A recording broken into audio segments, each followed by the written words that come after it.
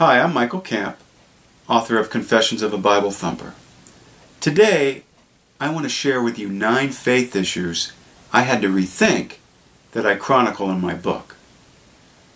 I encourage you to question these, not on a whim, but because there's strong evidence against each one from biblical scholars and historians.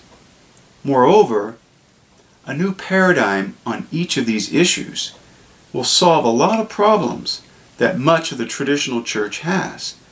For example, twisting scripture, spiritual abuse, child abuse, covering up sexual abuse, homophobia, fear-based evangelism, legalism, and end-of-the-world claims.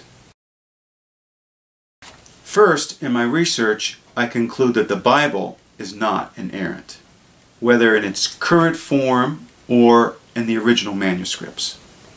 This is based on strong historical evidence. This doesn't mean, however, that the Bible is altogether unreliable. No, you'll see that the evidence points to a middle way, in between worshiping the Bible on one hand and trashing it on the other. That you can see divine imprints on the Bible, but it's not error-free.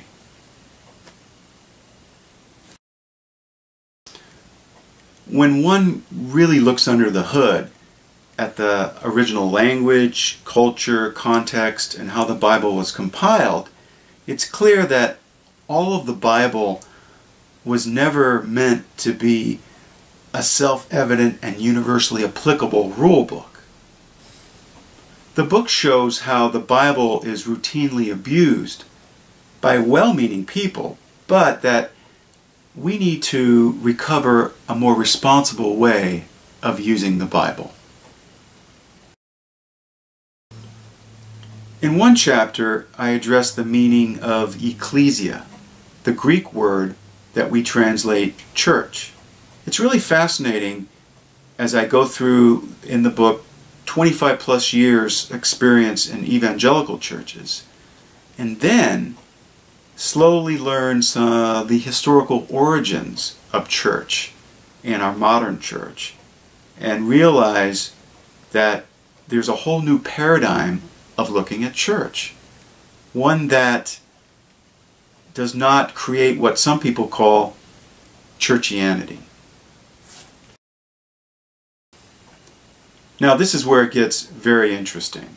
Every church or ministry I ever attended taught that we were most likely in the end times, and that Jesus will return in judgment, possibly in our lifetime. But is that what the New Testament really teaches?